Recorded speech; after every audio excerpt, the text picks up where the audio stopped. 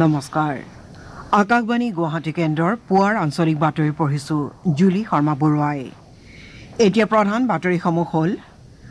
ৰাজ্যৰ পৰিবহণ আৰু মীন খণ্ডৰ উন্নয়নৰ দিশত কেন্দ্ৰৰ পৃষ্ঠপোষকতা বিচাৰি পৰিবহণ মন্ত্ৰী কেশৱ মহন্তৰ কেন্দ্ৰীয় মন্ত্ৰী নীতিন গাডকাৰী সৰ্বানন্দ সোণোৱাল আৰু ৰাজীৱ ৰঞ্জন সিঙক সাক্ষাৎ হাইস্কুল শিক্ষান্ত পৰীক্ষাৰ পৰা শীঘ্ৰেই বিভাগ প্ৰদানৰ ব্যৱস্থা আঁতৰোৱা হ'ব বুলি শিক্ষামন্ত্ৰী ডাঃ ৰণোজ পেগুৰ প্ৰকাশ ৰাজ্যত ভয়াৱহ ৰূপত জাপানীজ এনচেফেলাইটিছৰ সংক্ৰমণ জনসাধাৰণক সজাগ কৰাৰ উদ্দেশ্যে স্বাস্থ্য বিভাগৰ অভিযান অব্যাহত পেৰিছ অলিম্পিকৰ পৰা PV সিন্ধুৰ বিদায় কোৱাৰ্টাৰ ফাইনেলত স্থান নিশ্চিত লক্ষ্য সেনৰ তৃতীয়টো পদক জয়ৰ আশাৰে আজি পুনৰ মনু ভাকৰাৰ খেল আৰু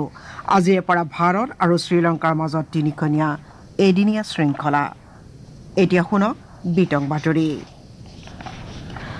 অসমৰ পৰিবহণ খণ্ডৰ উন্নয়নৰ দিশত কেন্দ্ৰীয় চৰকাৰৰ বিশেষ পৃষ্ঠপোষকতা বিচাৰি ৰাজ্য পৰিবহণ মন্ত্ৰী কেশৱ মহন্তই কালি নতুন দিল্লীত কেন্দ্ৰীয় পথ পৰিবহণ মন্ত্ৰী নীতিন গাডকাৰী আৰু কেন্দ্ৰীয় বন্দৰ জাহাজ পৰিবহণ আৰু জলপথ মন্ত্ৰী সৰ্বানন্দ সোণোৱালক সাক্ষাৎ কৰে কেন্দ্ৰীয় মন্ত্ৰী গাডকাৰীয়ে মন্ত্ৰী মহন্তৰ অনুৰোধত ইতিবাচক সঁহাৰি জনাই ৰাজ্যৰ পথ পৰিবহণ ব্যৱস্থাৰ আধুনিকীকৰণৰ ক্ষেত্ৰত সম্পূৰ্ণ সহযোগিতা আগবঢ়োৱাৰ আশ্বাস দিয়ে ইয়াৰ লগতে ৰাজ্যৰ প্ৰতিখন জিলা তথা গুৰুত্বপূৰ্ণ অঞ্চল অত্যাধুনিক চালক প্ৰশিক্ষণ প্ৰতিষ্ঠান মুকলিৰ বাবেও মন্ত্ৰালয়ে সহযোগিতা আগবঢ়াব বুলি তেওঁ প্ৰতিশ্ৰুতি দিয়ে তদুপৰি পৰিবহণ ব্যয় হ্ৰাস হোৱাকৈ ইথানল মিশ্ৰিত ইন্ধন ব্যৱহাৰৰ দিশত অসমকো আগভাগ ল'বলৈ তেওঁ পৰামৰ্শ দিয়ে ইপিনে কেন্দ্ৰীয় বন্দৰ জাহাজ পৰিবহণ আৰু জলপথ মন্ত্ৰী সৰ্বানন্দ সোণোৱালৰ সৈতে হোৱা আন এখন বৈঠকত মন্ত্ৰী মহন্তই প্ৰধান জলপথ হিচাপে ব্ৰহ্মপুত্ৰ আৰু বৰাক নদী যথোচিতভাৱে বিকশিত কৰাৰ লগতে অত্যাধুনিক পাৰঘাট নিৰ্মাণৰ কাম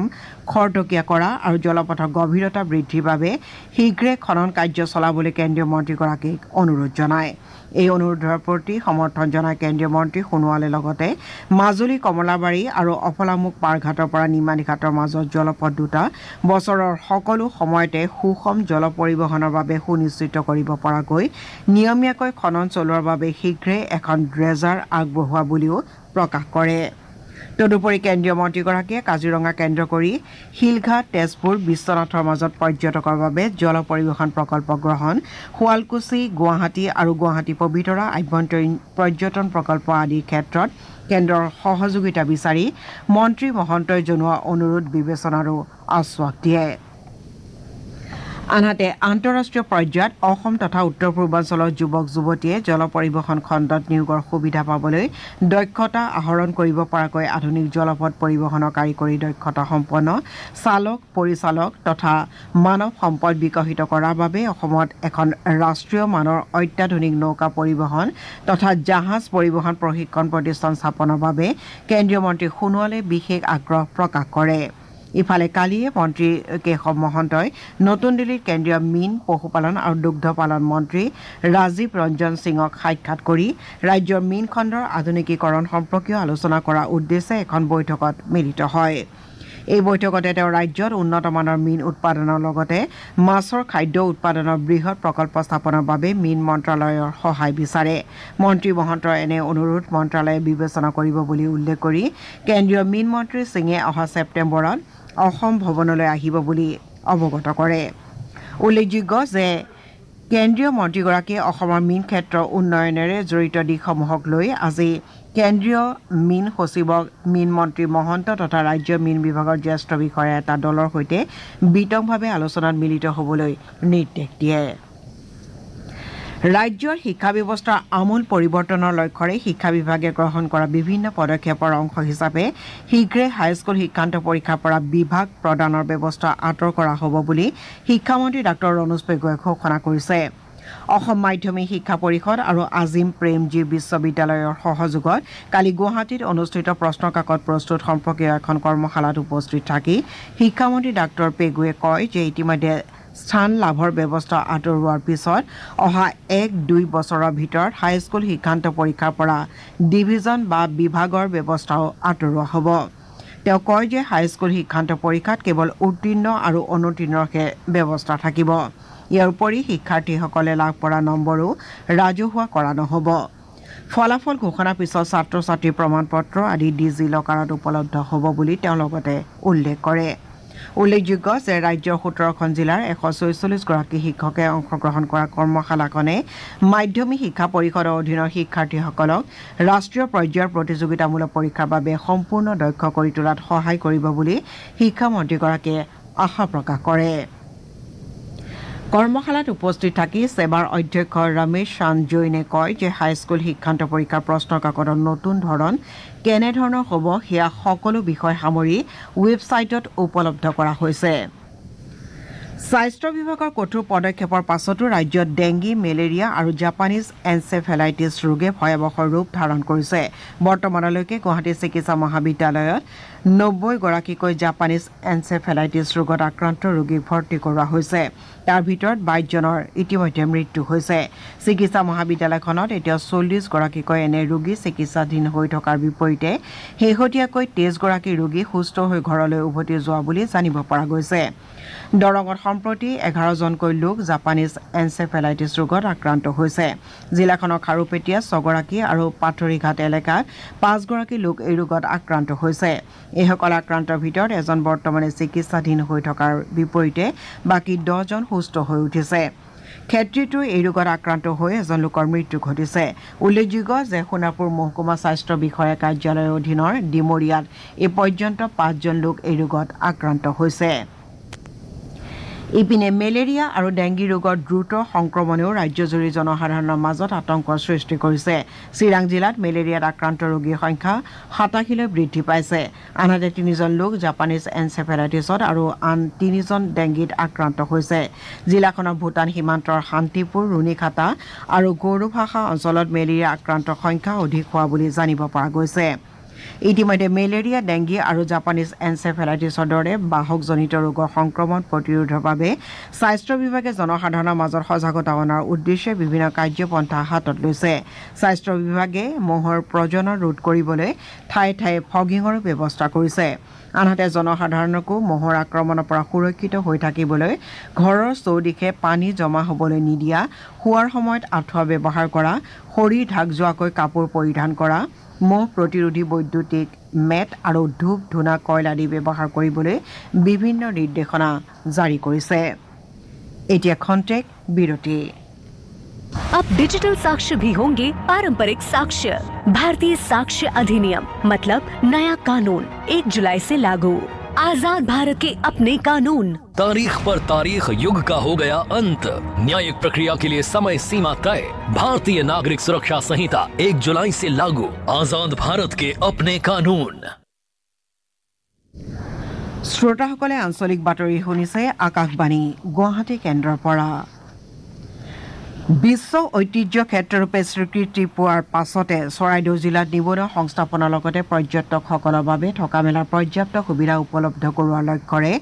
আমাৰ আলহী ঘৰ আঁচনি আৰম্ভ কৰা হৈছে। এই আঁচনিৰ অধীনত ৰাজ্য চৰকাৰ পৰ্যটন বিভাগে চৰাইদেউ মৈদাম ক্ষেত্ৰৰ আশে পাশে হোমষ্টে নিৰ্মাণ কৰাৰ লক্ষ্য লৈছে। এই আঁচনি আধাৰশিলা স্থাপন কৰি কালি সোণাৰী সমষ্টিৰ বিধায়ক ধৰ্মেশ্বৰ কোঁৱৰে প্ৰাৰম্ভিক পৰ্যায়ত মৈদামৰ সমীপৱৰ্তী অঞ্চলত 10টাকৈ হোমষ্টে নিৰ্মাণ কৰাৰ লক্ষ্য লোৱা বুলি জানিবলৈ দিয়ে। তেওঁ কয় যে আঁচনিখনৰ অধীনত চলিত বৰ্ষৰ বাবে 10টা ঘৰ নিৰ্মাণৰ আধাৰশিলা স্থাপন কৰা হৈছে যদিও পৰৱৰ্তী সময়ত অঞ্চলটোলৈ পৰ্যটকৰ আগমনৰ হাৰ বৃদ্ধি পালে নতুনকৈ কমেও 40টা এনে হোমষ্টে নিৰ্মাণ কৰা হ'ব। আকাশবাণী গুৱাহাটী কেন্দ্ৰৰ বাতৰি বিভাগে PIB গুৱাহাটীৰ সহযোগত কাইলৈ নিশা 8:02 শ্ৰোতাৰ বাবে অলিম্পিক কুইজৰ আয়োজন কৰিছে। অনুষ্ঠানৰ ক্ৰীড়া সাংবাদিক সুশীম ঘোষ আৰু ত্ৰিদীপ বপ্পেৰনাছ সমল ব্যক্তি হিচাপে উপস্থিত থাকিব। সেইদিনা পেৰিছ অলিম্পিক সন্দৰ্ভত হ'বলগীয়া দৃষ্টিপাত অনুষ্ঠানত শ্ৰোতাৰ বাবে প্ৰশ্ন সোধা হ'ব। কুইজ প্ৰতিযোগিতাৰ বাবে দৃষ্টিপাত অনুষ্ঠানৰ যোগেদি শ্ৰোতাসকলে উত্তৰ দিব পাৰিব। অনুষ্ঠানটোৰ আঁত ধৰিব মানৱ প্ৰতিম শৰ্মাই। চলিত পেৰিছ অলিম্পিকত ইতিমধ্যে 2টা পদক জয় কৰি ইতিমধ্যে ইতিহাস গঢ়া ভাৰতৰ মহিলা শ্বুটাৰ মনু ভাকৰে আজি 3য়টো পদক লাভৰ লক্ষ্যৰে পুনৰ প্ৰতিযোগিতাত অৱতীৰ্ণ হ'ব। মহিলাৰ 25 মিটাৰ পিষ্টল শাখাত আজি দিনৰ 12:30 বজাত মনু আৰু ভাৰতৰ আন এগৰাকী শ্বুটাৰ ঈশা সিং অৱতীৰ্ণ হ'ব। উল্লেখযোগ্য যে পেৰিছ অলিম্পিকত দেশক প্ৰথমটো পদক দিয়া মনুই ইতিমধ্যে 10 মিটাৰ পিষ্টল শাখাত একক আৰু মিক্সড ডাবলছত ব্ৰঞ্জৰ পদক লাভ কৰি এখন অলিম্পিকতে অলিম্পিকতে দুটাকৈ পদক জয় কৰা প্ৰথম ভাৰতীয় ক্ৰীড়াবিদ হোৱাৰ যোগ্যতা অৰ্জন কৰিছে ভাৰতে ইতিমধ্যে লাভ কৰা 3টা পদক শ্বুটিঙতে জয় কৰি অলিম্পিকত এবিধ খেলত সৰ্বাধিক পদক জয়ৰ নতুন অভিলেখো ভাৰতীয় শ্বুটাৰ দলে গঢ়িছে ইয়াৰ পূৰ্বে 2012ৰ লণ্ডন আৰু 2020ৰ টকিঅ' অলিম্পিকত মল্লযুঁজ তথা 2012 শ্বুটিঙতে ভাৰতে দুটাকৈ পদক লাভ কৰিছিল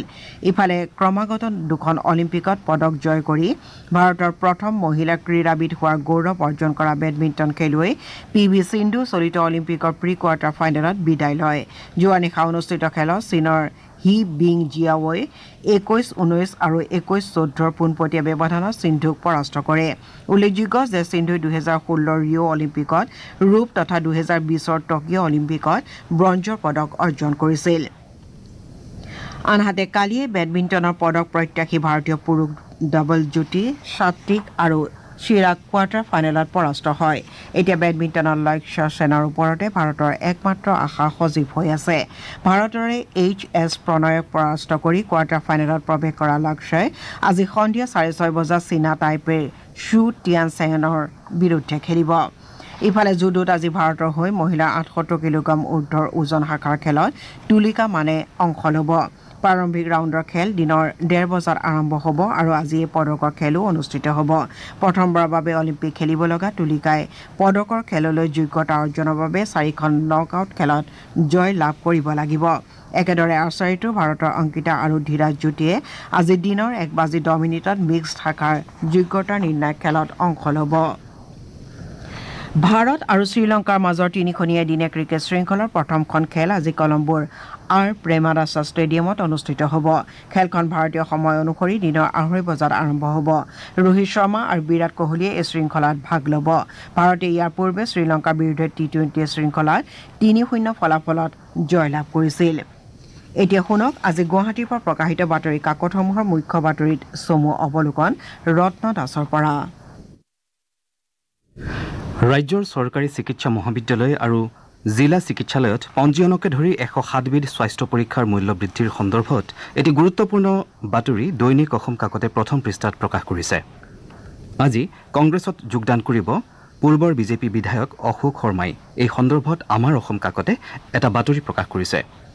শিক্ষকৰ বদলিক লৈ শিক্ষা বিভাগৰ হেতালি শিৰোনামেৰে দৈনিক জনমভূমি কাকতে এটা বাতৰি প্ৰকাশ কৰিছে 3 কোটি বাণিজ্যিকভাৱে উপযোগী গছপুলি ৰোপণৰ লক্ষ্যৰে মুখ্যমন্ত্ৰী ডক্টৰ হিমন্ত বিশ্ব শৰ্মাই আৰম্ভ কৰা দ্বিতীয় পৰ্যায়ৰ অমৃত বৃক্ষ আন্দোলন সন্দৰ্ভত অসমীয়া প্ৰতিদিন কাকতে প্ৰথম পৃষ্ঠাত মুখ্য বাতৰি প্ৰকাশ কৰিছে অন্যান্য পিছপৰা শ্ৰেণীৰ পাছত অনুসূচিত জাতি জনজাতিৰ সংৰক্ষণ সন্দৰ্ভত উচ্চতম ন্যায়ালয়ৰ ঐতিহাসিক ৰায় সম্পৰ্কীয় এটা বাতৰি অসমীয়া খবৰ কাকতে গুৰুত্ব সহকাৰে প্ৰকাশ কৰিছে গুৱাহাটী বিশ্ববিদ্যালয়ৰ নতুন উপাচাৰ্য নিযুক্তিৰ বিতৰ্ক সন্দৰ্ভত এটা বাতৰি দৈনিক অগ্ৰদূত কাকতে প্ৰথম পৃষ্ঠাত প্ৰকাশ কৰিছে ৰাজ্যৰ 20খন জিলাত বাংলাদেশীৰ আগ্ৰাসন ঘটিছে বুলি মুখ্যমন্ত্ৰীয়ে কৰা মন্তব্য সন্দৰ্ভত নিয়মীয়া বাৰ্তা কাকতে প্ৰথম পৃষ্ঠাত বাতৰি প্ৰকাশ কৰিছে উত্তৰ ভাৰতত বৰষুণ আৰু ভূমিস্খলনে ভয়াৱহ ৰূপ ধাৰণ কৰা সন্দৰ্ভত দ্য আছাম ট্ৰিবিউন কাকতে বাতৰি প্ৰকাশ কৰিছে চলিত বৰ্ষত অসমত চাহ উৎপাদনৰ হাৰ বৃদ্ধি সন্দৰ্ভত ভাৰতীয় চাহ বোৰ্ডৰ ঘোষণা সম্পৰ্কত এটি গুৰুত্বপূৰ্ণ বাতৰি দ্য চেণ্টিনেল কাকতে প্ৰথম পৃষ্ঠাত প্ৰকাশ কৰিছে আজি প্ৰকাশিত অন্যান্য বাতৰিৰ ভিতৰত আছে পেৰিছ অলিম্পিকত ভাৰতৰ জয়যাত্ৰা অব্যাহত শিৱসাগৰ কলেজলৈ বিশ্ববিদ্যালয়ৰ স্বীকৃতি ছাত্ৰাবাসত ছাত্ৰৰ মৃতদেহ উদ্ধাৰক লৈ উত্তপ্ত লেখাপানী কেৰেলাৰ ৱাইনাডত সংঘটিত ভয়ানক ভূমিস্খলনৰ ঘটনা নিহত 3 শতাধিক সন্ধানহীন 200ৰো অধিক ইত্যাদি এয়া আছিল আজি গুৱাহাটীৰ পৰা প্ৰকাশিত বাতৰি কাকতসমূহৰ প্ৰথম পৃষ্ঠাৰ বাতৰিৰ চমু অৱলোকন ধন্যবাদ ৰত্ন বাতৰি শেষ কৰাৰ আগেয়ে প্ৰধান বাতৰিকেইটা আকৌ এবাৰ পঢ়ি দিছোঁ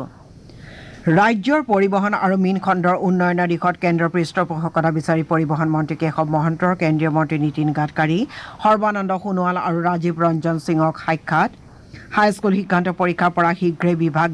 প্ৰদানৰ ব্যৱস্থা আঁতৰোৱা হ'ব বুলি শিক্ষামন্ত্ৰী ডঃ ৰণোজ পেগুৰ প্ৰকাশ ৰাজ্যত ভয়াৱহ ৰূপত জাপানীজ এনচেফেলাইটিছৰ সংক্ৰমণ জনসাধাৰণক সজাগ কৰাৰ উদ্দেশ্যে স্বাস্থ্য বিভাগৰ অভিযান অব্যাহত পেৰিছ অলিম্পিকৰ পৰা পি.ভি. সিন্ধুৰ বিদায় কোৱাৰ্টাৰ ফাইনেলত স্থান নিশ্চিত লক্ষ্য সেনৰ তৃতীয়টো পদক জয়ৰ আশাৰে আজি পুনৰ মনু ভাকৰৰ খেল আৰু আজিৰ পৰা ভাৰত আৰু শ্ৰীলংকাৰ মাজত 3খনীয়া এদিনীয়া শৃংখলা। পুৱাৰ আঞ্চলিক বাতৰি ইমানেই। নমস্কাৰ।